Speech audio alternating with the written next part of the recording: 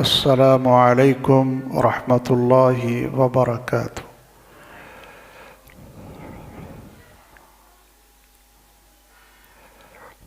میری گزارش ہے ان بزرگوں سے بھی اور بچوں سے جو باہر تشریف فرما ہیں، دھوپ کا فائدہ لینے کے لیے وہ کچھ وقت کے لیے اندر تشریف لے آئیں۔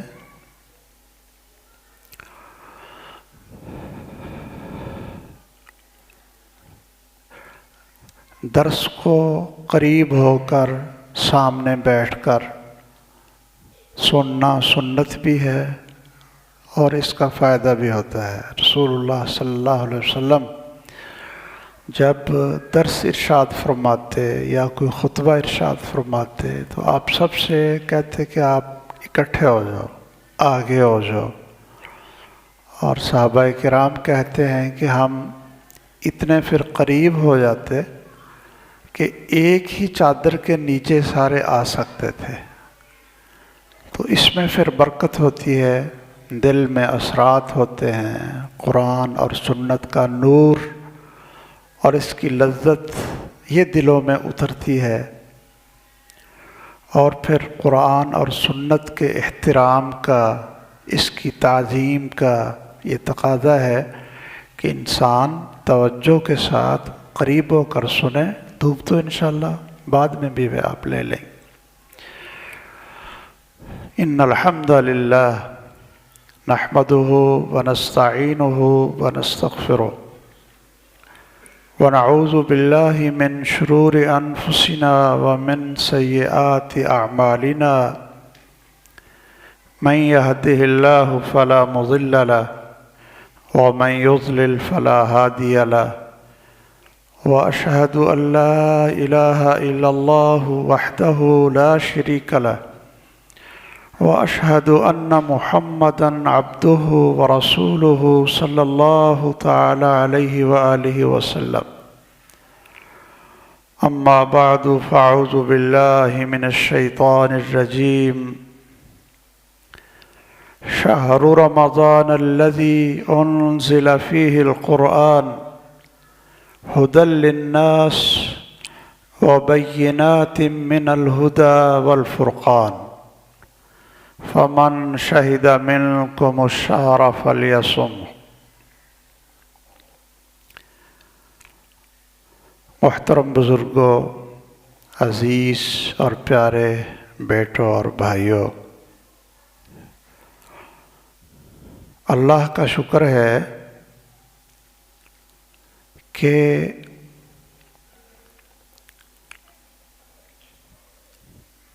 اس کی حمد و ثنا ہے کہ جس نے ہماری زندگی کے اندر اندر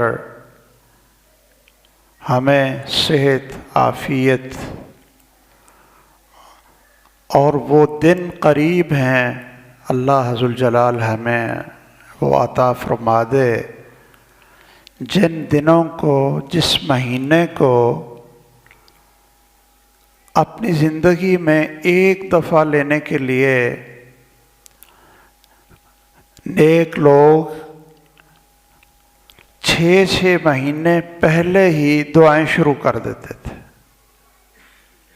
یعنی ہم تو شاید رمضان شروع ہو جاتا ہے تو پھر اس کی تیاری کرتے ہیں، وہ 6 مہینے پہلے۔ امام ابن رجب نے لکھا ہے کہ نیک لوگ انتظار کرتے تھے اور 6 مہینے پہلے یہ دعا کرتے تھے، اللہم بلغنا رمضان، کہ اے اللہ ہماری زندگی میں ایک دفعہ اور ہمیں رمضان عطا فرما دے، ہماری زندگی رمضان تک پہنچا دے۔ یہ اتنا شوق تھا ان کو، اتنی محبت تھی، رمضان کو اتنا وہ ترستے تھے، اللہم بلغنا رمضان، کہ اے اللہ ہمیں رمضان دے دے، اتنی زندگی ہمیں دے دے کہ ایک اور رمضان ہماری زندگی میں آ جائے۔ اس کی وجہ یہ تھی کہ ان کے دل روشن تھے،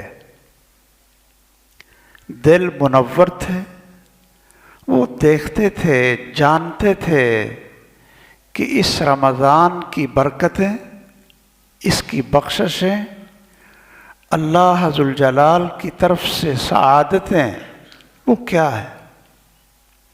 آپ اندازہ لگائیں نا کہ جس مہینے کی ایک رات لیلۃ القدر خیر من الف شہر، ایک رات، اس میں آپ سبحان اللہ کہہ دیں،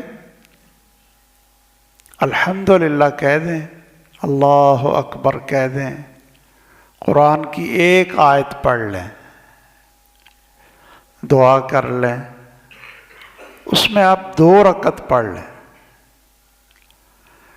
اور 1000 مہینے 83 سال آپ 2 رکعت پڑھتے رہیں، اور اس مہینے میں صرف اسی رات میں ایک دفعہ 2 رکعت پڑھ لیں، تو وہ 83 سال کی جو 2 رکعتیں آپ گن لیں کتنی بنتی ہیں، 83 سال کی مہینے دن راتیں گن کر تو اللہ کہتے ہیں لیلۃ القدر خیر من الف شہر، کہ اس میں آپ جو نیکی کریں گے، رات کے بہتر ہونے کا یہ معنی نہیں ہے کہ ہم بیٹھے رہیں اور وہ کرکٹ کھیلتے رہیں۔ وہ ہمارے ہاں پتہ یہ کیا رواج ہے، نوجوان بھی کہتے ہیں، لوگ بھی کہتے ہیں جی یہ نا جاگنے کی رات ہے۔ او بھئی جاگنے کی رات نہیں ہوتی، یہ ذرا نا لفظ اچھی طرح یاد کر لیں، جاگنے کی رات نہیں ہے، عبادت کی رات، عبادت کی رات۔ اور میں نے دیکھا ہے یہ بڑے اچھے اچھے لوگوں کو بھی کہ نوجوان وہ یہ جاگنے کی راتیں بنا کر اس میں نا میچ رکھ لیتے ہیں کہ چلو بھائی روشنی بناؤ، اور فٹ بال کھیلتے ہیں، کرکٹ کھیلتے ہیں، والی بال کھیلتے ہیں، مقابلہ رکھ لیتے ہیں اور ساری رات جاگیں۔ بھائی جاگنے کی نہیں، اللہ اکبر، یہ عبادت کی، اللہ کو یاد کرنے کی، دعا کی، قیام کی، قرآن پڑھنے کی، صدقہ کرنے کی۔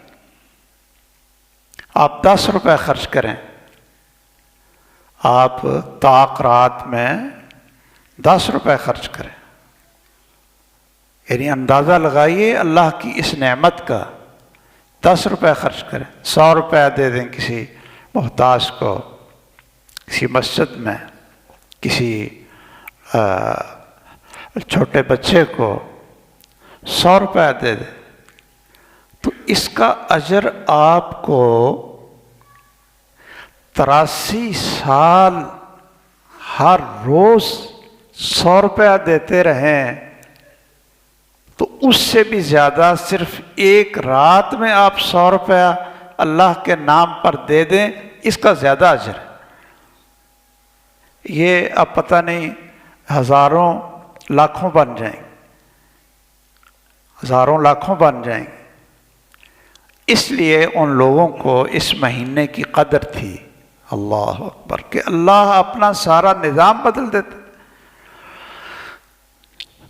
جہنم کے دروازے بند کر دیتے ہیں، بخشش اور رحمت کے دروازے کھول دیتے ہیں، فرشتے آوازیں لگاتے ہیں، شیطانوں کو جکڑ دیتے ہیں، نیکی ہی نیکی، رحمت ہی رحمت، برکت ہی برکت، بہاریں ہی بہاریں، ایسا سیزن کہ سارے سال میں انسان کو نصیب نہیں ہوتا۔ اس لیے وہ دعائیں کرتے تھے، اور جب یہ پھر شروع ہو جاتا تھا نا، وہ 6 مہینے پہلے تیاری شروع کرتے تھے، اور جب یہ پھر شروع ہو جاتا تھا، اللہ اکبر، تو پھر حقیقت ہے، امام بخاری کے بارے میں ان کی سیرت میں آتا ہے کہ وہ رمضان میں حدیث بیان نہیں کرتے تھے، امام مالک رحمہ اللہ، امام شافعی رحمہ اللہ، جو بڑے بڑے ائمہ تھے، نیک لوگ تھے، جو جانتے، جن کو اللہ نے دل کی آنکھیں دی تھیں، دل کی، ویسے تو ان آنکھوں سے بھی بڑا کچھ نظر آتا ہے، لیکن دل کی آنکھیں، دل اندھا نہ ہو، دل سیاہ نہ ہو، دل کے نور سے، روشنی سے ان کو نظر آتا تھا۔ تو وہ رمضان شروع ہوتا تو حدیث کا درس بند کر دیتے تھے اور کہتے تھے کہ بھائی بس اب رمضان میں حدیث کا درس نہیں ہوگا۔ اللہ اکبر، صرف قرآن کی تلاوت ہوگی، قرآن پڑھو، جاؤ قرآن پڑھو۔ امام شافعی رحمہ اللہ کے پاس ایک آدمی رمضان میں آیا تو کہنے لگا جی مجھے نا کچھ احادیث سنا دیں، میں نے نا لکھنی ہے۔ تو فرمانے لگے وہ بے عقل آدمی، یہ رمضان کے اندر تو آیا ہے احادیث لکھنے کے لیے، قرآن پڑھ، قرآن کی تلاوت کر۔ امام بخاری کا نام آپ نے سنا ہے، ان کی کتاب، اللہ اکبر، اور ان کے نام کو اللہ نے یہ برکت دی کہ پوری دنیا میں اگر 1.5 ارب سے زیادہ مسلمان ہیں تو ہر مسجد میں ان کا نام گونجتا ہے کہ جی امام بخاری کی حدیث میں، ان کی کتاب میں یہ حدیث ہے۔ اب ان کو کتنا اجر ملتا ہوگا بتائیے؟ یعنی اربوں لوگ ہیں، مسلمان ہیں، اور خطبے میں، درس میں ویسے امام بخاری کا نام رحمہ اللہ کہتے ہیں، ان کی کتاب سے حدیث دیکھ کر وہ بیان کرتے ہیں، اللہ ان کو کتنا اجر دیتا ہوگا۔ وہ جب رمضان آتا تو صحیح بخاری کا درس روک دیتے تھے،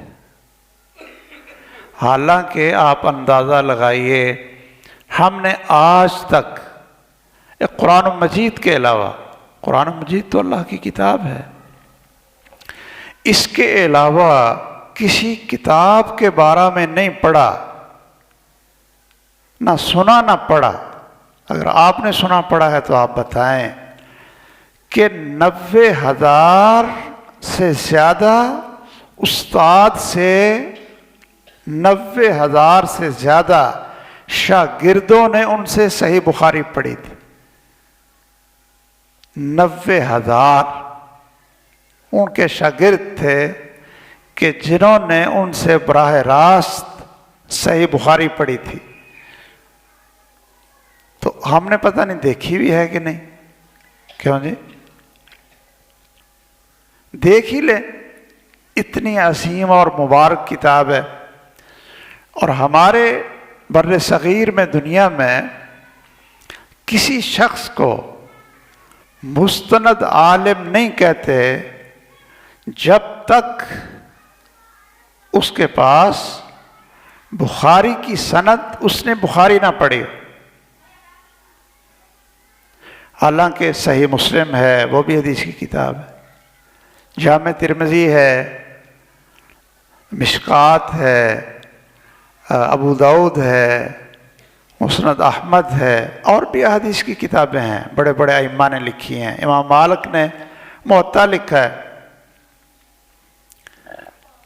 لیکن سند کب ملتی ہے؟ کسی بھی دینی مدرسے سے عالم بن کر کب نوجوان بچہ نکلتا ہے عالم بن کر کہ وہ خطبہ دے، درس دے، فتویٰ دے؟ کب نکلتا ہے؟ ساری احادیث کی کتابیں پڑھ لے، لیکن جب تک صحیح بخاری نہیں پڑھے گا اس کو سند نہیں ملے۔ تو یہ امام بخاری رحمہ اللہ جب رمضان شروع ہو جاتا تو حدیث کو بند کر دیتے، تو کیا کرتے؟ قرآن پڑھتے۔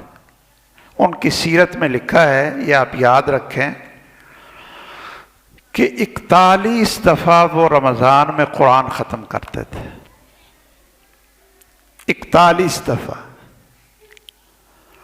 اور صحابہ کرام کے بارے میں آتا ہے کہ جو کوئی ضروری کام نہیں ہوتا تھا تو وہ مسجد میں ہی رہتے تھے، تاکہ نہ چغلی کریں، نہ کسی کی غیبت کریں، نہ کسی کو گالی دیں، نہ اونچی بولیں، روزے کی حفاظت کریں، روزے کی حفاظت کریں، دعاؤں کے ساتھ، مسجد میں رہنے کے ساتھ، قرآن کی تلاوت کے ساتھ اور اللہ کے ذکر کے ساتھ۔ اچھا، ایک بات ہے وہ میں عرض کرنا چاہتا ہوں، اس کی وجہ کیا ہو سکتی؟ کیوں جی؟ اس کی وجہ کیا ہو سکتی ہے کہ ان لوگوں میں روزہ رکھنا، قیام کرنا، قرآن پڑھنے میں مزہ آتا تھا، لطف آتا تھا، لذت آتی تھی، اور ایسی لذت تھی کہ وہ نہ اے سی میں آتی ہے، نہ پیسے دیکھ کر آتی ہے، نہ خوبصورت کسی کمرے میں، نہ کروزر گاڑی میں، وہ مزہ اور لطف نہیں آتا جو ان لوگوں کو نماز پڑھنے میں آتا تھا، قرآن پڑھنے میں آتا تھا، روزہ رکھنے میں آتا تھا، استغفار میں آتا تھا، کسی بھی طریقے سے اللہ کی رضا اور نیکی کرتے ہوئے ان کو مزہ آتا تھا، نہ دھوپ کی پرواہ، نہ بھوک کی پرواہ، نہ بیماری کی پرواہ۔ اللہ اکبر!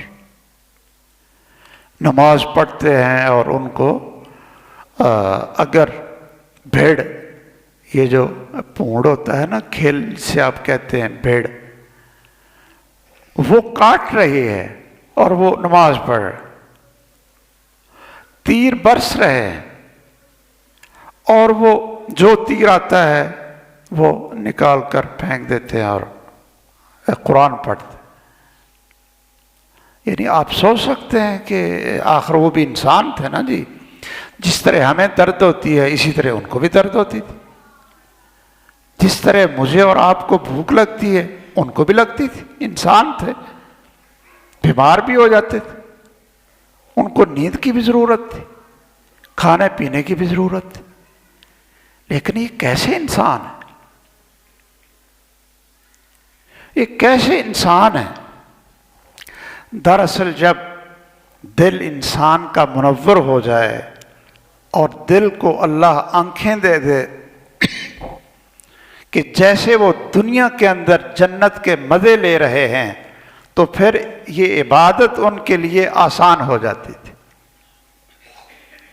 یہ عبادت آسان ہو جاتی تھی، مزہ آتا تھا، لطف آتا تھا۔ اگر ایک نماز جماعت سے رہ جاتی تو وہ اس طرح ان کے گھر میں ماتم بچھ جاتا تھا، افسوس شروع ہو جاتا تھا جیسے کوئی بچہ فوت ہو گیا۔ ہم سوچ سکتے ہیں کہ بچہ فوت ہو گیا، بچہ فوت ہو گیا، پورے گھر اور خاندان میں ہمارے ایک ماتم بن جاتا ہے جی، پھول تھا، چھوٹا سا بچہ ہے جی، ابھی تو اس نے زندگی کی بہاریں نہیں دیکھی تھی، ماں کہتی ہے کہ میں نے تو آپ کو ابھی دودھ پلانا تھا، ابھی آپ کو کھلانا تھا، باپ کہتا ہے کہ میں نے تو ابھی آپ کو پڑھانا تھا، ہم نے تو بڑی بڑی کیا کیا امیدیں لگائی ہوئی تھی، پورے خاندان میں ماتم۔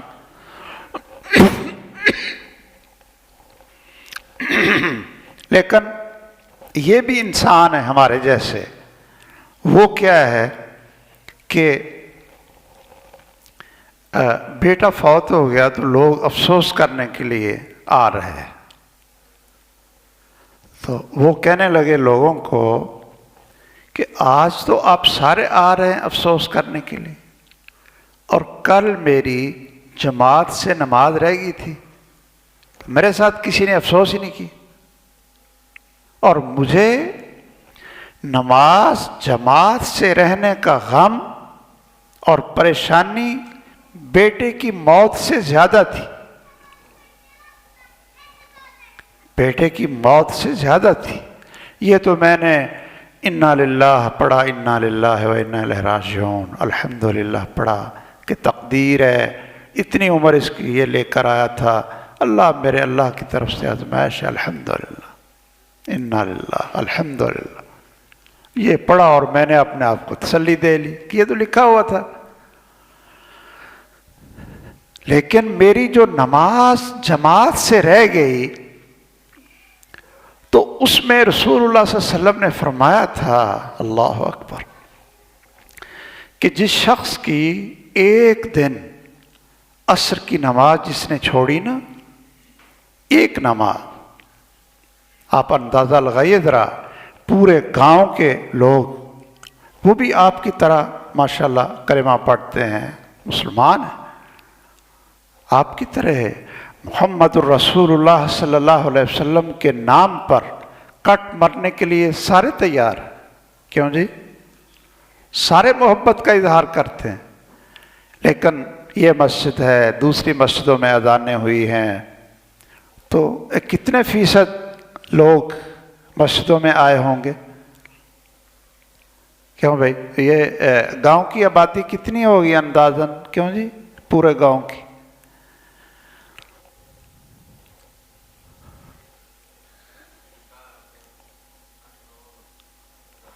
8-9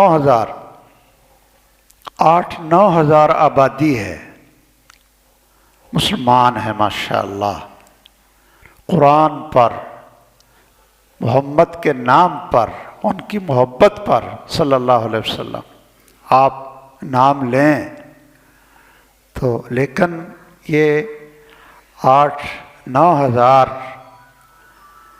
یہ اگر سارے مسلمان نماز پڑھیں تو یہ مسجدیں تو چھوٹی ہو جائیں، چند نمازی ہر مسجد میں آپ جا کر دیکھ۔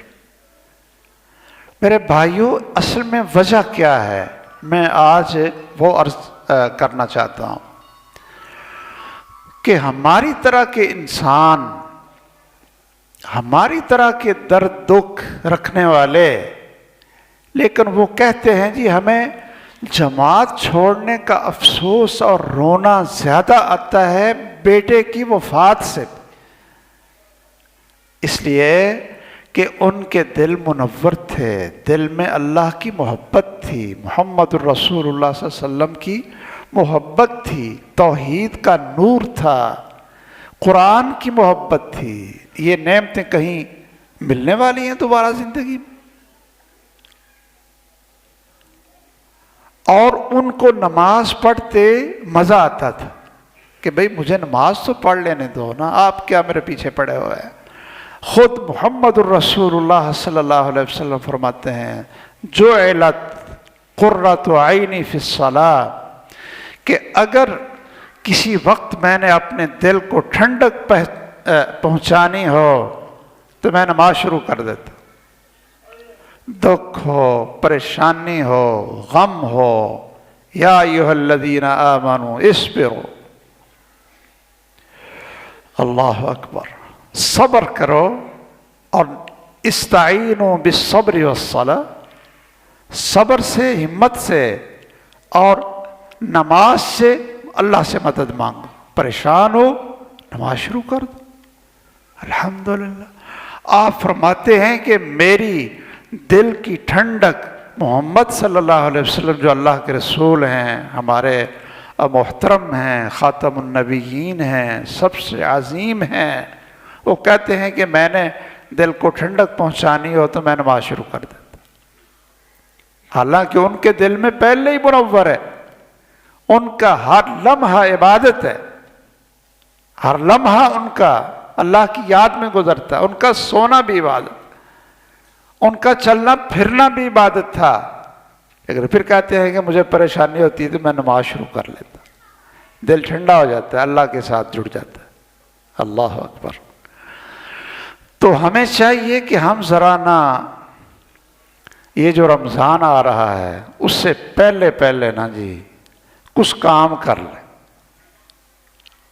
کچھ کام کر لیں، وہ میں عرض کرتا ہوں انشاءاللہ 10 منٹ میں انشاءاللہ ختم کر دیتے ہیں پروگرام، اس لیے کہ سنیں کم اور عمل زیادہ کریں۔ کئی دفعہ لمبی لمبی بھی ہم تقریریں کر دیتے ہیں، لیکن ہمارے بھائی جو ہے نا توجہ نہیں کرتے۔ کیا کریں ہم؟ سب سے پہلا کام دیکھیے کیا کرنا ہے۔ حضرت عبداللہ بن مسعود ایک بہت جلیل القدر صحابی تھے، قرآن کے قاری بھی تھے، عالم بھی تھے، بڑے عظیم آدمی تھے، بڑا قرآن پڑھتے تھے۔ رسول اللہ صلی اللہ علیہ وسلم نے فرمایا تھا کہ تم نے، اگر صحابہ سے آپ کہتے تھے کہ تم نے تازہ، جیسے ابھی ابھی جبرائیل قرآن کی آیات لے کر آئے ہوں، اگر اس طرح کی آیات اور قرآن تازہ آپ لوگوں نے سیکھنا ہے تو عبداللہ بن مسعود سے سیکھ لو۔ یعنی آپ صحابہ کو کہتے ہیں کہ تم عبداللہ بن مسعود سے سیکھو، اور اتنا خوبصورت وہ قرآن پڑھتے تھے کہ رسول اللہ صلی اللہ علیہ وسلم کہتے تھے عبداللہ قرآن تو سناؤ۔ یعنی ایک پیغمبر ہو کر رحمت للعالمین، جس جیسا اس کائنات میں کوئی قرآن پڑھ نہیں سکتا، ایسے ہے نا، اللہ اکبر۔ وہ خود عبداللہ بن مسعود کو کہتے تھے کہ عبداللہ قرآن تو سناؤ۔ عبداللہ بن مسعود نے قرآن پڑھنا شروع کیا، سورۃ نساء پڑھ رہے تھے، تو وہ تو اپنے توجہ میں نا قرآن ہی پڑھ رہے تھے، یعنی تلاوت کر رہے تھے کہ رسول اللہ صلی اللہ علیہ وسلم سن رہے ہیں، اللہ اکبر۔ تو جب ایک آیت ہے فَكَيْفَ إِذَا جِئْنَا مِنْ كُلِّ أُمَّةٍ، یہ ایک آیت ہے، عبداللہ بن مسعود کہتے ہیں جب میں اس آیت پر پہنچا نا تو آپ کہنے لگے قد عبداللہ بس اب آگے حوصلہ نہیں ہے۔ تو کہتے ہیں پھر میں نے آنکھیں کھول کر اٹھا کر دیکھی آپ کے چہرہ انور کو، نور چمکتا چہرہ، منور چہرے کو دیکھا تو آپ کے آنسوؤں کی جھڑی لگی ہوئی تھی، رو رہے تھے۔ میں نے تو دیکھے نہیں تھا، میں تو پڑھ رہا تھا، لیکن آپ کے چھم چھم برسات آنسوؤں کی برس رہی ہے، اور عبداللہ سے آپ قرآن سن رہے۔ اچھا، میں یہ جمعہ پڑھانے کے لیے جب پرسوں والا میں نے کچھ دیر کے بعد جمعہ پڑھایا ہے، میں گیا جمعہ پڑھانے کے لیے، تو مجھے کہنے لگے جمعے کے بعد، کہتے ہیں جی اب صاحب ہم کیا کریں، سنتے تو بڑا ہیں، لیکن ہمارے نمازی جب تراویح شروع ہوتی ہے جی نماز پڑھ لیتے ہیں یا 1-2 تراویح پڑھ لیتے ہیں، بعد میں بیٹھے رہتے ہیں، پھر جب رکوع کا ٹائم آتا ہے آ کر ساتھ مل جاتے ہیں، یا قاری صاحب کو کہتے ہیں جلدی کرو جلدی کرو، جی ویسے ہی چلے جاتے ہیں کہ یہ جی نفل ہے، کون سی یہ کوئی ہے۔ تو یہ دلوں کو ہم کیسے سمجھائیں، یہ کیسے لوگوں کو کھینچیں؟ تو میں نے کہا میں نا جو جمعہ آ رہا ہے تو میں بتاؤں۔ میرے بھائیوں، اصل میں وجہ پتہ کیا ہے؟ کپڑے گندے ہوں نا، بدبودار ہوں، میلے ہوں، تو آپ اس کے اوپر خوشبو لگا بھی لو نا، خوشبو لگا بھی لو، اس کا فائدہ نہیں ہوتا۔ بھی گندے ہیں، نظر آ رہے ہیں، بدبو آ رہی ہے، خوشبو سے زیادہ تو بدبو آ رہی۔ تو کیا کریں؟ کپڑوں کو نا پہلے دھو لیں، گرم پانی میں ڈال لیں، ہاں جی، اس سے میل نکال لیں، صابن لگا کر، شیمپو لگا کر نہا لیں۔ پہلے ایک آدمی اگر اس پر غسل فرض ہے، نہانا اس نے، تو وہ کتنی خوشبو لگائے وہ پاک ہو جائے گا؟ پاک نہیں ہو۔ تو ہم کیا کریں؟ ہم شیمپو لگائیں، لیکن یہ لگائیں ہم دل کو، دل سے شروع کریں، جسم سے شروع کریں۔ تو جب دل دھل جائے گا نا، تو پھر آپ دیکھیں کہ قرآن پڑھنے میں یا کھڑا ہونے میں مزہ آئے، لطف آئے۔ اور اس کا شیمپو، صابن اور دل کو دھونے کے لیے میں ایک وظیفہ عرض کرنے لگا ہوں۔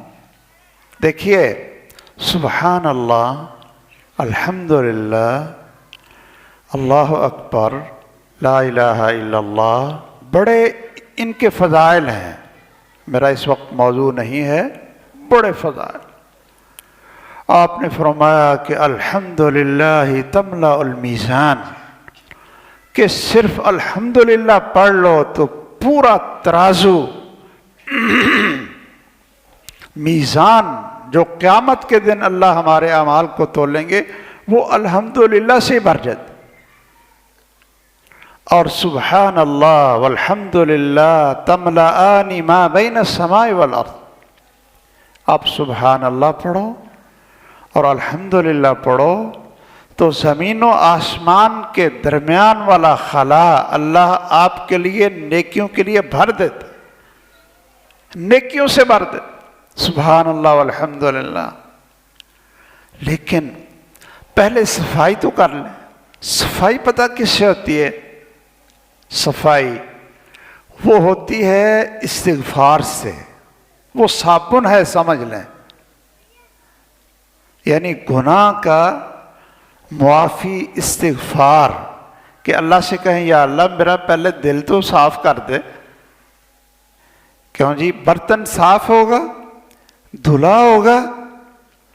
آپ نے، خواتین نے وہ ریت سے، مٹی سے، صابن سے برتن کو دھوتی ہیں نا، پھر سونگتی ہیں کہ بھئی اب یہ صاف ہو گیا، تو پھر اس میں پانی اور دودھ ڈالتی ہیں، وہ خراب نہیں ہوتا۔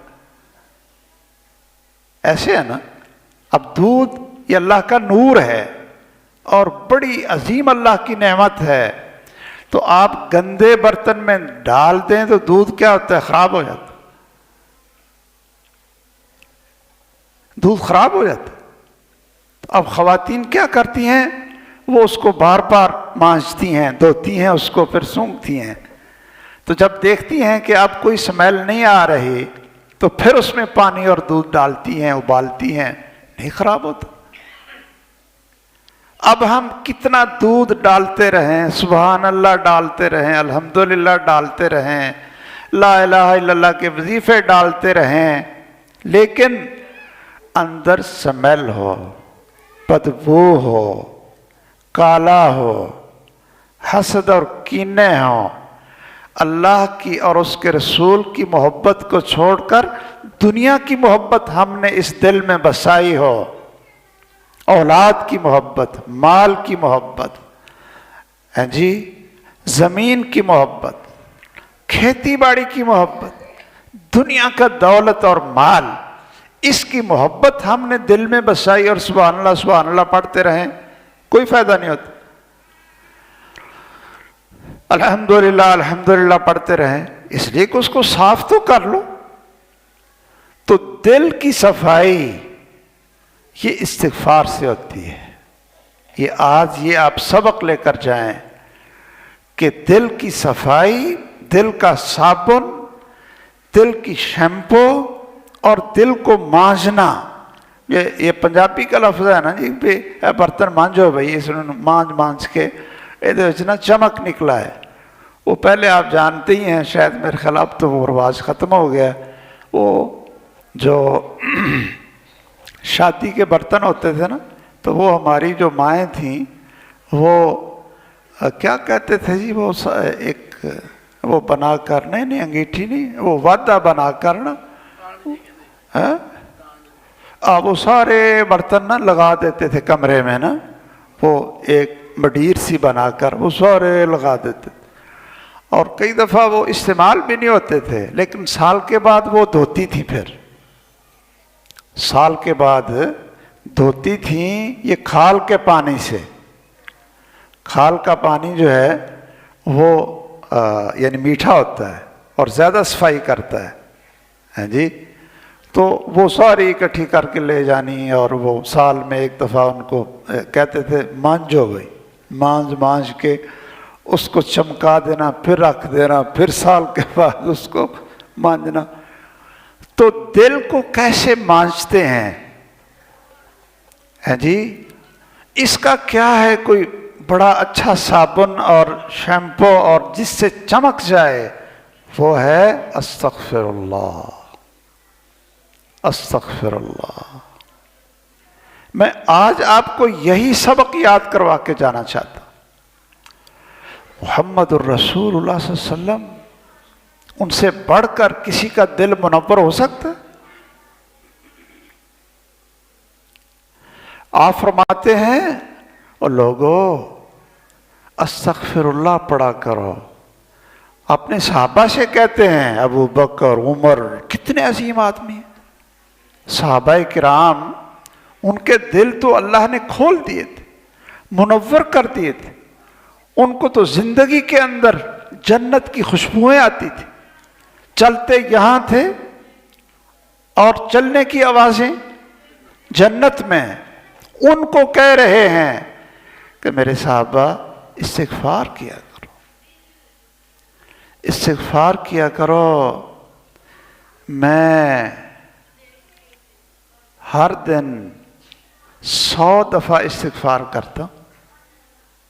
اب کیا ضرورت ہے 100 دفعہ استغفار کرتا؟ ہمیں سکھانے کے لیے، ہمارے جیسے غافل جاہل، ہمیں سکھانے کے لیے۔ صحابہ کہتے ہیں کہ آپ کی مجلس میں ہم بیٹھتے، آپ کی مجلس میں ہم بیٹھتے تو آپ ایک ہی مجلس میں ہم گنتے رہتے 70 دفعہ، باتیں کرتے کرتے استغفر اللہ کا لفظ آپ کی زبان سے ہم سنتے تھے۔ اس لیے آئیے، یہ آج شاید 21 شعبان ہے، 21 ہے نا، 8 یا 9 دن رہ گئے، 8 یا 9 دن رہ گئے۔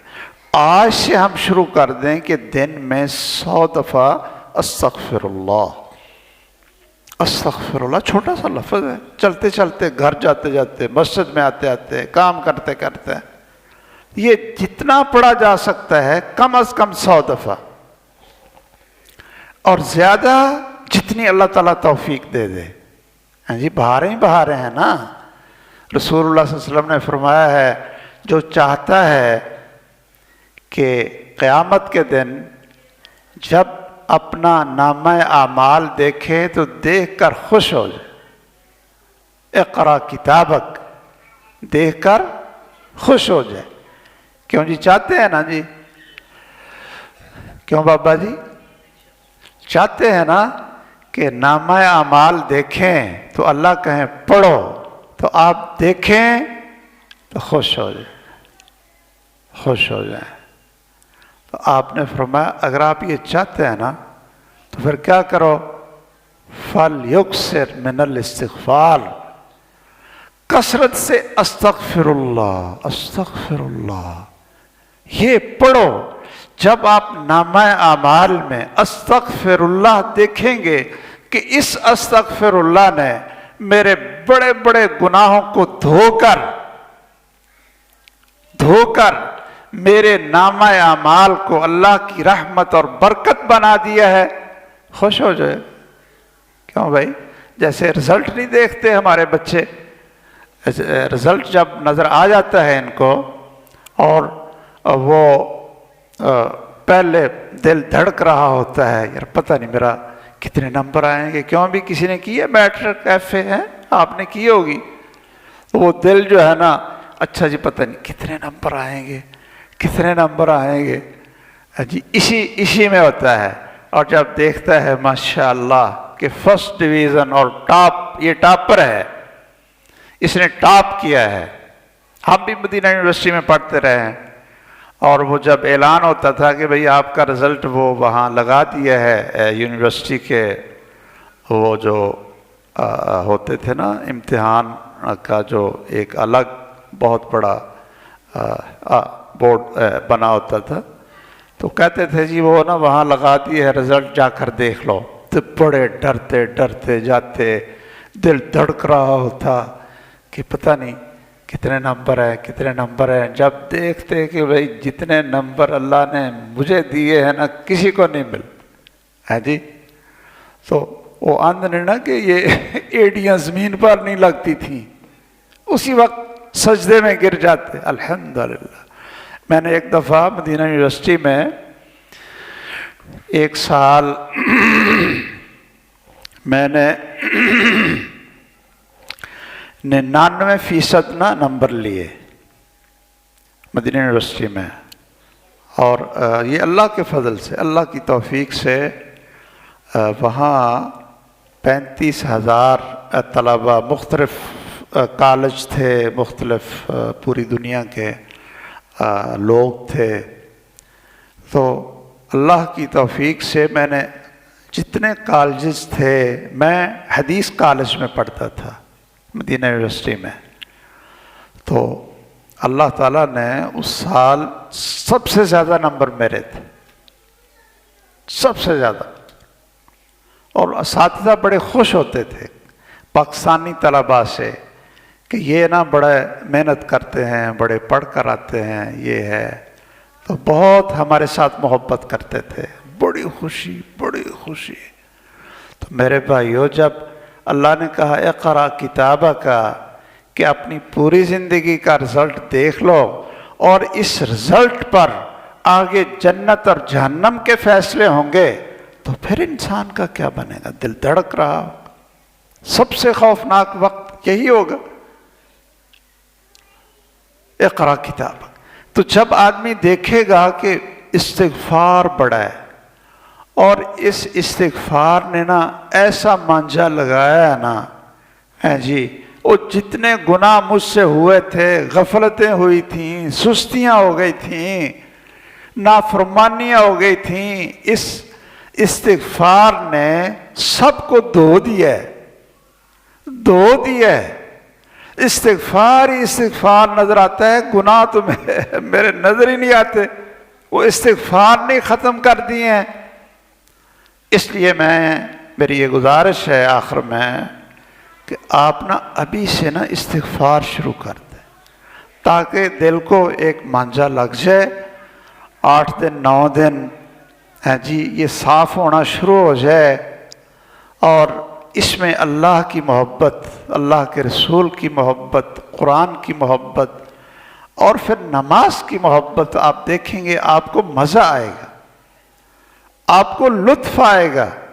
قرآن پڑھتے، مسجد میں آتے، نیکی کرتے، قیام کرتے، تراویح پڑھتے، آپ انشاءاللہ ایک قرآن نہیں، آپ 2 3 قرآن ختم کریں گے۔ جن کو قرآن پڑھنا آتا ہے نا، وہ ابھی سے عزم کر لیں کہ جی پہلے تو مجھ سے ایک ہی ختم ہوتا تھا، میں نے اس دفعہ نہ پتہ نہیں شاید زندگی کا آخری رمضان، تو میں نے 2 دفعہ ختم کرنا ہے۔ عزم کر لے میں نے 3 دفعہ ختم کرنا ہے۔ قرآن کو ساتھ رکھے، دکان میں ساتھ رکھے، گھر میں ساتھ رکھے، کھیت میں چلا جائے، کھیت میں چلا جائے۔ کیوں جی ہمارے محترم بھائی فیصل صاحب کھیت میں بھی قرآن رکھو ہے، حویلی میں، جب فارغ ہو جائے آدمی، وہ چارہ وغیرہ ڈال کر، دودھ نکال کر، تو کہے کہ چلو بھئی 2 صفحے فارغ ہیں، بھینسوں کو چارہ ڈال لیا ہے، ایسے ہی بیٹھنا منہ اٹھا کر، یا وہ کیا حکا ہوتا ہے، کیا ہوتا ہے جی، نہیں، بیٹھ کر قرآن کھول کر ہاتھ صاف کرو، قرآن کھولو، قرآن کو پڑھنا شروع کر دو۔ اگر پہلے 1 پڑھتے تھے، اس دفعہ 2 پڑھو، 3 پڑھو، عزم کر لو، عزم کر لو کہ میں نے تراویح نہیں چھوڑنی جماعت کے ساتھ، قیام نہیں چھوڑنا۔ عزم کر لو کہ میں پہلے پہلے سارے کام ختم کر لوں رمضان سے پہلے پہلے۔ ہماری بیماری پتہ کیا ہے؟ ہماری خواتین بھی وہ جیسے ہم نے ان کا مزاج بنا دیے، ان کو بھی عید کی شاپنگ انہوں نے کرنی ہوتی ہے، ہم نے بھی یا خواتین نے بھی، تو وہ جا کر عید سے ایک رات پہلے بھاگی ہوں گی بازاروں میں۔ آپ شہروں میں، یہاں تو پتہ نہیں کیا ماحول ہوتا ہے آپ لوگوں کا، ہیں جی، یا جاگتے تو ہوں گے آپ بھی، ہیں جی، کہ ہم جاگ رہے ہیں بھائی، اور عورتیں بازاروں میں پھر رہی ہیں، وہ بھی جاگ رہی ہیں، ہم بھی جاگ رہے ہیں جی۔ یہ جاگنے کی رات ہے بھائی، یہ شاپنگ کی رات ہے بھائی، جاگنا ہی ہے نا، ساری پھر رہی۔ وہ اللہ کے بندو، یہ سارے کام رمضان آنے سے پہلے پہلے کر لو، آٹا پسوا لو، اور جو ضروری چیزیں ہیں، راشن جو خشک ہے وہ پہلے ہی لے لو، ہے جی، اور یہ عزم کر لو کہ اس رمضان میں نے وقت بچا کر جتنا بچا میں نے اس میں قرآن پڑھوں گا، نماز یاد کروں گا۔ قاری صاحب دوبارہ ایک دفعہ دعائیں اور نماز کی دہرائی کروائیں سب نمازیوں، فجر کی نماز کے وقت نا، یہ جب بھی ٹائم ان کے پاس ہوتا ہے 10 منٹ لے کر بھی اللہ کے لیے 10 منٹ دے دو، تمہاری نماز سن لیتے ہیں، نماز صحیح کر لیتے ہیں۔ اور آخری بات میں صرف یہ عرض کر دیتا ہوں، اللہ اکبر، عبداللہ ابن مسعود کی وہ بات میں نے سنانی تھی، وہ یاد آ گئی مجھے۔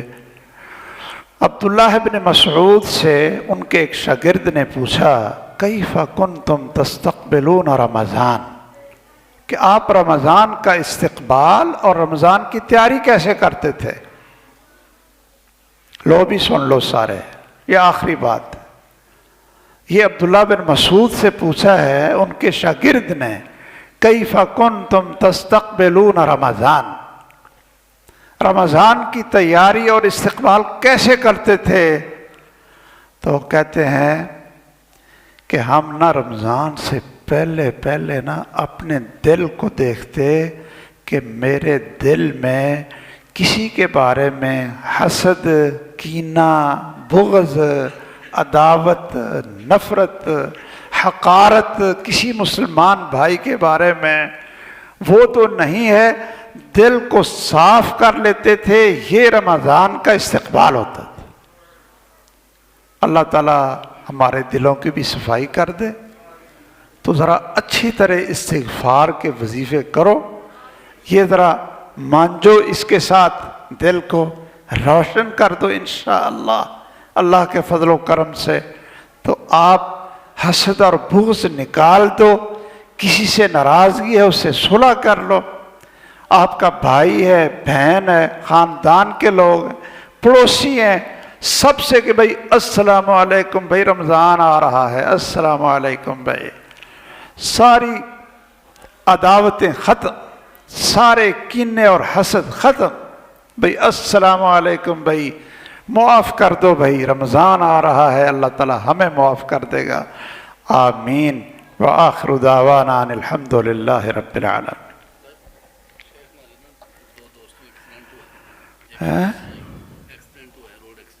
اچھا شمس صاحب، اچھا ٹھیک ہے۔ کہتے ہیں کہ 2 بھائیوں کا ایکسیڈنٹ ہوا ہے، وہ بیچارے زخمی ہیں، کچھ ویسے بھی بیمار ہیں، اللہ تعالیٰ سب کو شفا دے، اللہ تعالیٰ عافیت دے، اللہ ہمیں بھی صحت اور زندگی دے کہ اللہ رمضان خیر و عافیت کے ساتھ گزار دے، اور زیادہ سے زیادہ ہم اپنے اللہ کو رمضان میں راضی کر لیں، اللہ کو راضی کر لیں، خوش کر لیں اللہ کو، لوگوں کو کھلائیں، روزہ رکھوائیں، روزہ کھلوائیں، لوگوں کے گھروں میں راشن دیں، لوگوں کے گھروں میں دودھ دے دیں کہ بھئی رمضان آیا ہے تو چلو چائے بنا لو، رمضان آیا ہے دہی بنا لو۔ اب پتہ نہیں اب دیہاتوں میں وہ رواج شاید رہا ہے کہ نہیں رہا، جب ہم چھوٹے تھے جانتے ہیں ہم، بڑا کچھ بدل گیا، حقیقت بہت کچھ بدل گیا۔ میرا خیال ہے 65 سال میری عمر ہے، تو جب ہم چھوٹے تھے نا تو حقیقت ہے کہ ہم زمیندار طبقے سے تعلق تھا، بھینسیں رکھی تھیں، اللہ نے زمین عطا فرمائی ہوئی تھی، اب بھی ہے گاؤں میں۔ تو رمضان شروع ہوتا نا تو ہماری والدہ رحمہ اللہ، اللہ ان کی قبر منور کرے، وہ خواتین جتنے آس پڑوس کے لوگوں نے بھینسیں نہیں رکھی ہوتی تھی نا، دودھ بیچنا، یہ تو وہ لوگ اس کو گناہ سمجھتے تھے کہ بھائی دودھ نہیں بیچنا چاہیے، یہ تو اللہ کا نور ہے، دودھ نہیں بیچتے تھے۔ تو وہ رمضان میں وہ نا لائنیں لگ جاتی، وہ لوگ چھوڑ جاتے برتن، تو والدہ کہتی کہ ٹھیک ہے رکھو، میں یہ اس کو وہ پتہ نہیں اس طرح وہ رڑکتے تھے مدانی سے، تو وہ ماشاءاللہ وہ لسی ڈال دینی، دہی دے دینا، ساتھ مکھن بھی ڈالتے جانا کہ بھئی یہ رمضان آیا ہے۔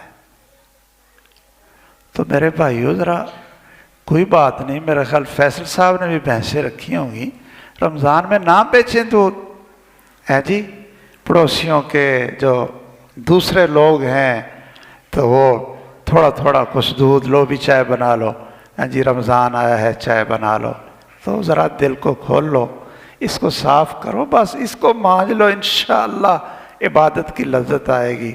اور دعا کر دیں آپ، بسم اللہ، الحمدللہ الحمدللہ الحمدللہ ربنا لک الحمد کما ينبغی لجلال وجهک ولعظیم سلطانک، اللہم صلی علی محمد وعلی آل محمد کما صلیت علی ابراہیم وعلی آل ابراہیم انک حمید مجید، اللہم بارک علی محمد وعلی آل محمد کما بارکت علی ابراہیم وعلی آل ابراہیم انک حمید مجید۔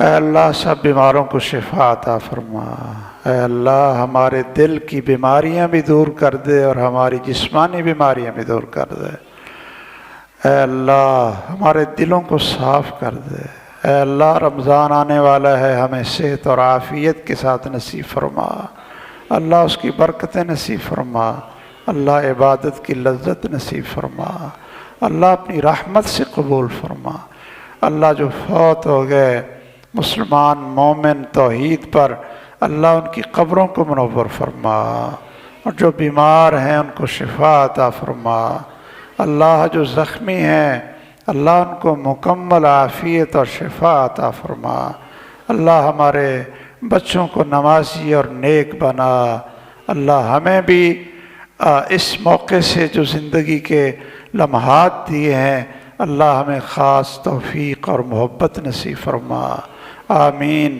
وآخر دعوانا الحمد للہ رب العالمین، وصلی اللہ علی سیدنا محمد وعلی آلہ واصحابہ اجمعین برحمتک یا ارحم الراحمین۔